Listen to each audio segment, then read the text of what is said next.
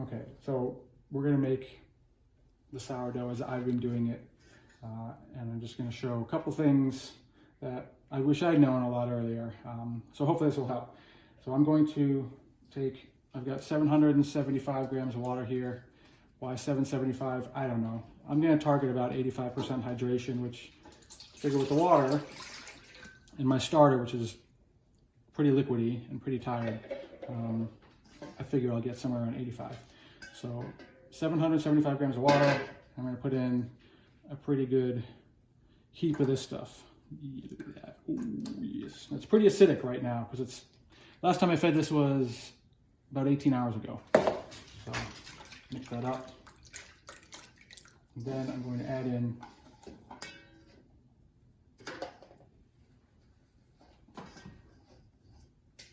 that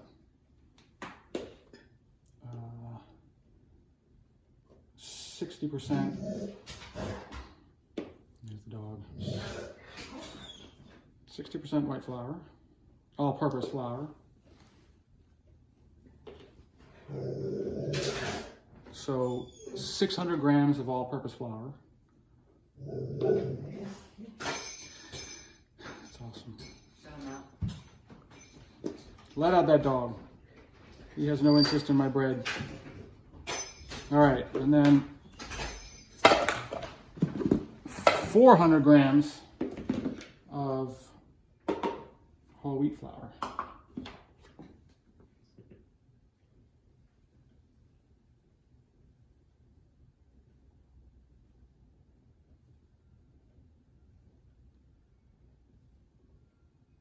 Okay, so then we're going to mix this up.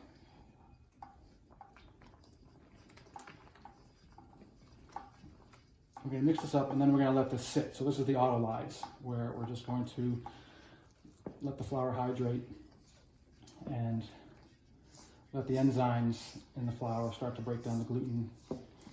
And what I want to show is that this is going to be a disgusting mess. Like, you would look at this and think, how on earth would this ever turn into something that you could possibly work with? But it kind of does. And it's kind of magic, and you just have to like stay with it. Have some faith. So I'm just gonna fold this just until it's all kind of mixed together, which will not take long. Yeah. Again, you can sort of judge by how much it sticks to your hand. At this stage, obviously, a lot. But after just a little while, it will change pretty drastically. So now I'm just gonna get all this off my hand.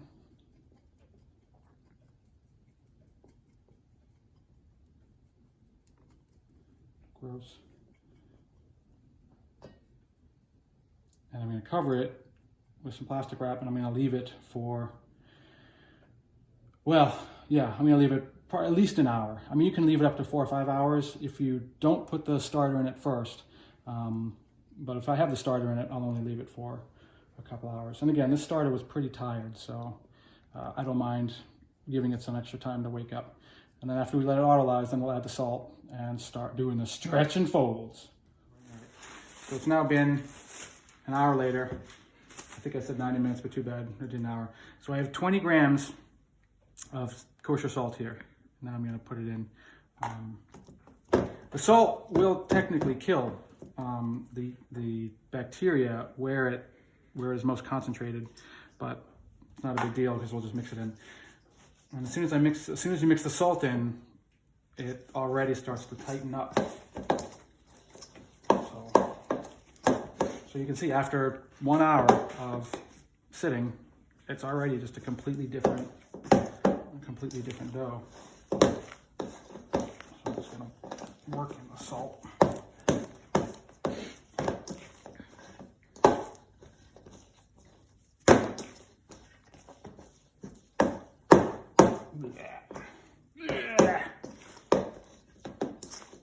And of course, just by mixing it, it's already getting tighter.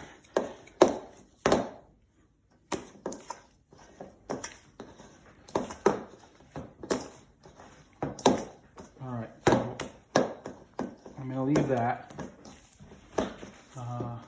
And then we're going to start doing our stretch and folds every 30 minutes. So, but you can obviously see the difference between where it was an hour ago and where this is. So I set the timer for 30 minutes and then we will start doing the stretches and folds. Stretch and fold number 1. Wet hand. This is the secret. Under, pull it up, and then over. I'm going to do it more. I'm going to do it a few times, just going around. The whole point is to build tension in the dough, get the gluten lined up. So you kind of want to lift it up, stretch it, and then get it stuck on the other side to make a ball. And then you'll feel it, like it's tight, like that's about it. So now it doesn't look particularly, it's not particularly tight yet, but as we do it, it will tighten up. So that's it. We're going to leave it for half an hour and we'll do it again. Again, pretty much nothing on the hand. Stretch and fold number 2. Very exciting. Same thing, wet hand, stretch it over. Magic's already starting to happen.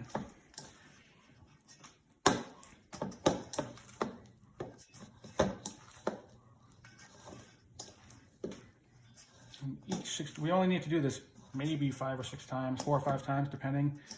And each time we do it, the ball is going to get a little bit tighter. It's going to hold its shape a little bit more. Of course, over another half hour, it will relax again.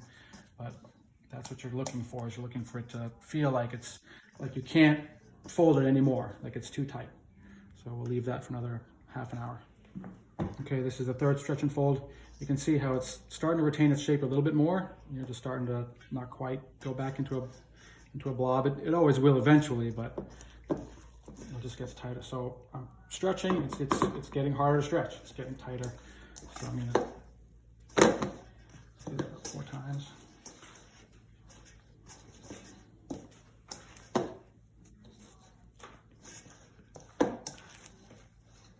Getting pretty tight. So now it's really starting to hold its shape and really stays in the ball. It gets nice and jiggly. So that's what you're looking for. So this will probably do this maybe once or twice more, and then we'll leave it for the bulk fermentation. 4. 3. 4. Oh, it's pretty tight.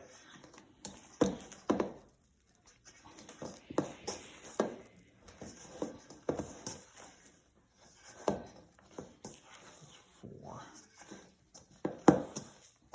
Pretty sure this is 3. Nope, this is 4. Look at that. All right. I think that's probably good. So now we're going to do the bulk fermentation. We're going to leave it for, I don't know, some number of hours until it gets bigger. We'll see how long that takes, probably 3 or 4 hours. And then we will shape it and pre-shape it and stick it in the bannetons. You ready? Okay. So it's been 3 hours and 40 minutes and it's gotten pretty big. It's airy, echoey. So I'm going to pre-shape, I'm going to shape it, I'm going to pre-shape it, and then 20 minutes later shape it. This is just the way I do it. I don't say that this works any better than anyone else's way. There's lots of ways to do it, but this is what seems to work for me. So I'm going to scrape this out just onto the counter.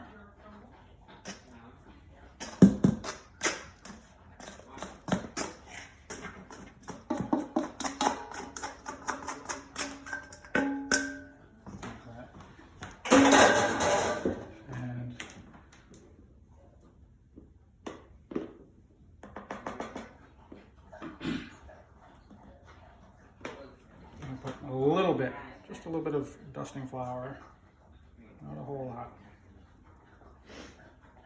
And this top side is going to become the skin side. And then you sort of have to work quickly. Like it's going to stick. I mean, this is stuck to the counter.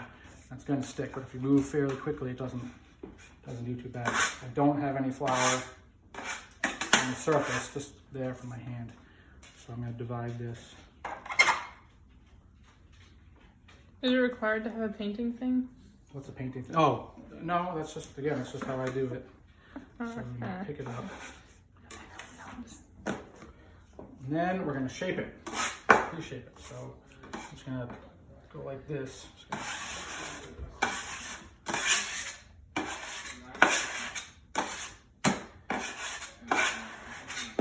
You want to push it a little bit as you do it, because that forces it to kind of roll under itself and creates the top surface tension. And that's really it.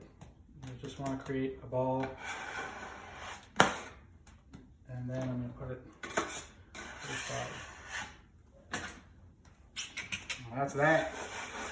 A little bit of flour. And the same thing, we're just going to, you want to keep that, you'll feel it, like it's a little bit drier on the top. So we want to keep that.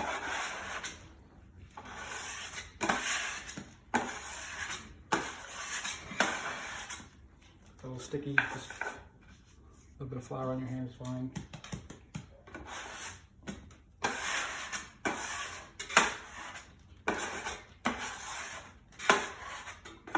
And it rounds up. Kind of interesting. So I mean, this is an 85% hydration dough, and yet it stays there. It's pretty cool. It does happen. It goes from a sticky mess to it works. So I'm gonna put this one over here.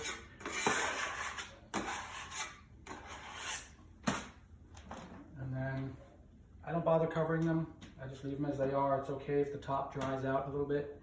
And I'm gonna leave it there for 20, 25 minutes, just because it has to relax again. And then we will do the final shaping and put it in the bannetons. All right, 25 minutes later, first thing I'm gonna do is put some flour. This is a combination of half rice flour and half flour. So I'm gonna, don't want too much, but use that for the bannetons.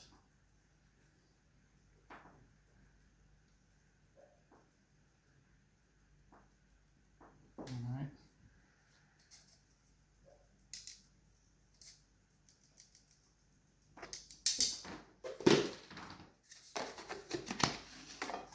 And now we can start using more flour. So put that in there, put that over here. So we're gonna a little bit of dusting flour on these two, a little bit more than we did before.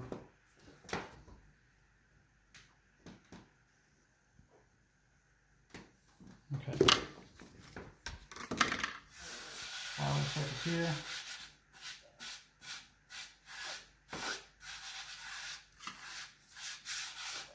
And again, the key is kind of to work fairly quickly. So I'm gonna, let's see. Go like that. Just gonna fold side in.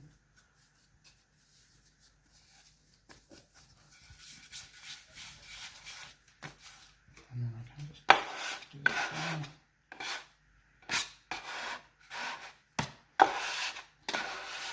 And that's really it. Just compressing it a bit. I'll let it sit there for a second just to help the bottom close up. And then into the banneton.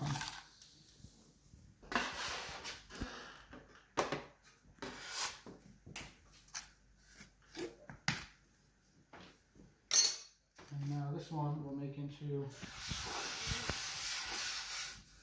whatever you call it, a loaf, I don't remember, something. I don't know what it's called. I don't know. I'm a terrible baker.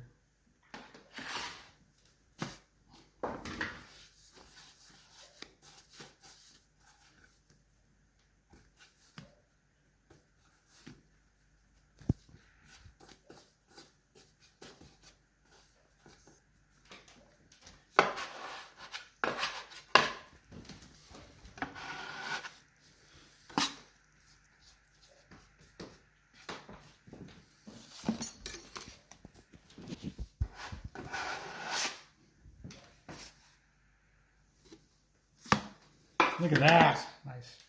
So we will let these sit. If there's any air bubbles, you're supposed to pop any egregious air bubbles. Then I'm going to let these proof overnight in the refrigerator. And then tomorrow, they will get baked.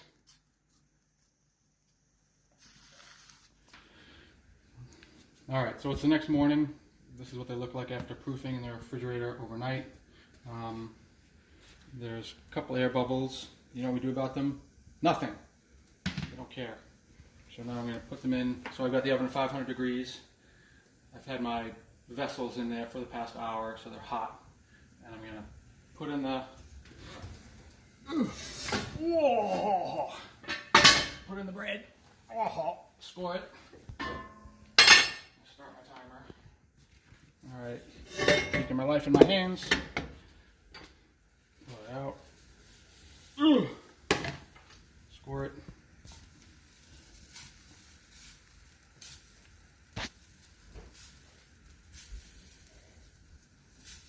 Yeah. Yeah. All right. On goes the lid. It doesn't matter if it's not centered. At least I haven't found that matters because I can never get it centered anyway. This one goes in. Gloves get hot. Next one.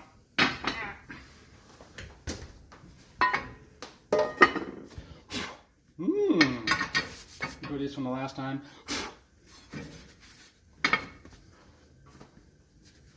In goes this.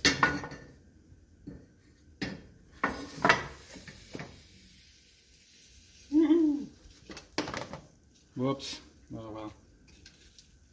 That will actually be fine. You'll see. It will.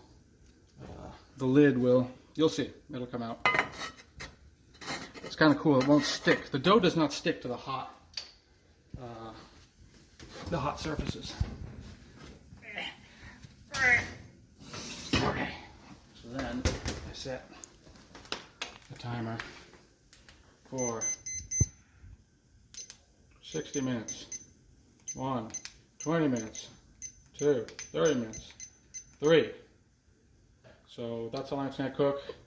20 minutes till we turn it down to 450, 425, and then 30 minutes till we take the lids off. Half an hour later, it's time to see what we got.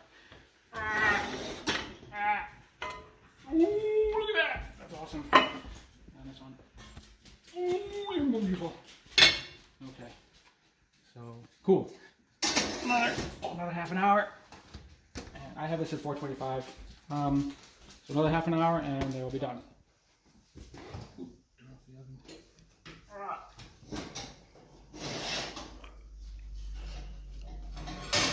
Come right out.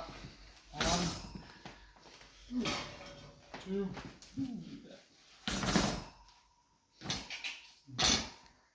That's it. We'll let them cool down and I'll cut them open and see what we got.